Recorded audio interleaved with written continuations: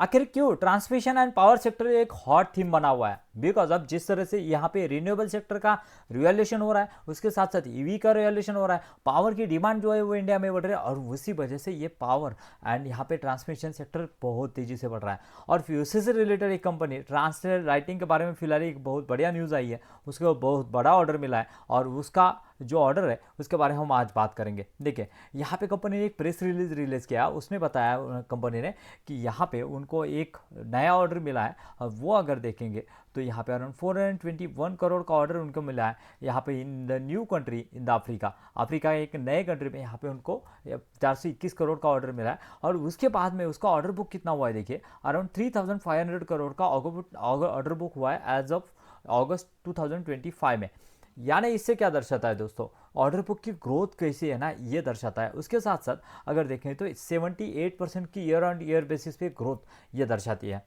मतलब क्या है दोस्तों, एक तो यहाँ पे देखेंगे तो कंपनी जो है वो नए नए स्टेट में यहाँ पे एंटर कर रही है, उसके साथ साथ बांग्लादेश पे जो डिपेंडेंसी थी वो कम कर रही है कंपनी, और बाकी के जगह पे बाकी के कंट्रीज़ में यहाँ पे डाइवर्सिफाई कर रही है खुद को, ये एक अच्छी बात है। और उसके साथ साथ अगर यहाँ पे उसके पहले ऑर्डर बुक अगर देखेंगे ना, तो यहाँ पे देख सकते हैं कि यहाँ पे टोटल ऑर्डर बुक यहाँ पे लास्ट जब उनका ये हुआ था पीपीटी उन्होंने प्रेजेंट की थी एज ऑफ द Q1 2026 का, तो अराउंड 1748 करोड़ का ऑर्डर बुक थे, इनफ्लो था। और वो कितना हो चुका है दोस्तों, अभी विद इन 1 मंथ वो हो चुका है अराउंड 3500 करोड़।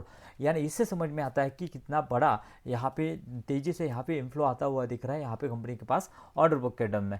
यहाँ पे कंपनी का अगर रेवेन्यू की बात की जाए ना, तो कंपनी का रेवेन्यू लास्ट ईयर बनाया था कंपनी ने अराउंड 5000 करोड़ का, और उस टर्म में अगर देखेंगे तो with in 2 month, with in 4 month में ही, यानी अप्रैल मई जून जुलाई और अगस्त 5 मंथ में ही कंपनी अराउंड 3500 करोड़ का यहाँ पे जो है ऑर्डर बुक का इन्फ्लो जो ऑलरेडी यहाँ पे अचीव किया है। और टोटल ऑर्डर बुक अगर देखेंगे तो अराउंड ये जो है ये हुई होगी अराउंड 16,000 करोड़ की, और उसमें कुछ अभी एग्जीक्यूशन हो जाएगा। उसके लिए दोस्तों यहाँ पे ट्रैक करना जरूरी है कि ईपीसी कंपनी में किस तरह का एग्जीक्यूशन हो रहा है। और यहाँ पे देखेंगे तो यहाँ मैक्सिमम जो ऑर्डर है, ये जो आया हुआ ऑर्डर है वो देखेंगे T and transmission and distribution से। तो उसी वजह से यहाँ पे हो सकता है कि उसके मार्जिन्स भी बेटर रहते हैं ट्रांसमिशन के, और उसके वजह से यहाँ पे फ्यूचर में यहाँ पे कंपनी के लिए मार्जिन एक्सपेंशन भी मिलने की पॉसिबिलिटीज़ बनी हुई है। उसके साथ साथ देखेंगे तो किस तरह का यहाँ पे ट्रेजेक्टरी बनती है। देखिए यहाँ पे 10,000 करोड़ की कंपनी है, और यहाँ पे अगर पी देखेंगे ना दोस्तों, तो यहाँ पे पी देखिए स्टॉक का पी अराउंड 28 का है, और इंडस्ट्री का पी 49 का है। यानी जिस तरह का ग्रोथ मोमेंटम बना हुआ है कंपनी में, हालांकि इसने फिलहाल रैली भी दिखाई है, फिर भी यहाँ पे ये स्टॉक जो है वो बहुत ही फेयरली वैल्यूड है। और यहाँ पे अगर ग्रोथ देखेंगे Q1 में अराउंड 81% के हिसाब से यहाँ पे कंपनी ने ग्रो किया, और ऑर्डर बुक जिस तरह से ग्रो कर रही है, ये ट्रेजेक्टरी मुझे लग रहा है कि कंपनी कंटिन्यूसली यहाँ पे जो है वो कंटिन्यू रख सकती है। और यहाँ पे देखेंगे तो कंपनी का ऑपरेटिंग लेवरेज में मिलता हुआ दिख रहा है।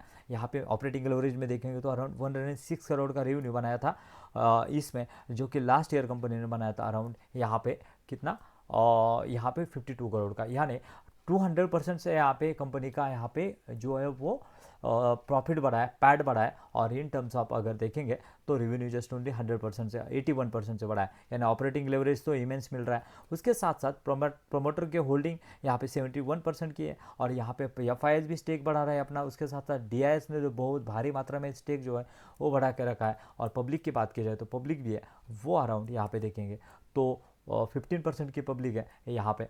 और बैलेंस शीट की बात की जाए तो बहुत ही बढ़िया बैलेंस शीट हमें देखने को मिलेगा। यहाँ पे कंपनी का लॉन्ग टर्म डेट जो है वो कुछ नहीं है comparatively to the short term borings. Because of short term borings क्या है ना, आपके वर्किंग कैपिटल को मीट करने के लिए शॉर्ट टर्म बोरिंग जो है वो लेनी पड़ती है आपको। यहाँ पे जो एक बात है, जिस तरह से कंपनी का कैपेक्स हो रहा है, उस तरह से कंपनी का यहाँ पे कैश फ्रॉम एक्टिविटी यानी कैश भी आपको पॉजिटिव मिलेगा, जो कि 287 का है।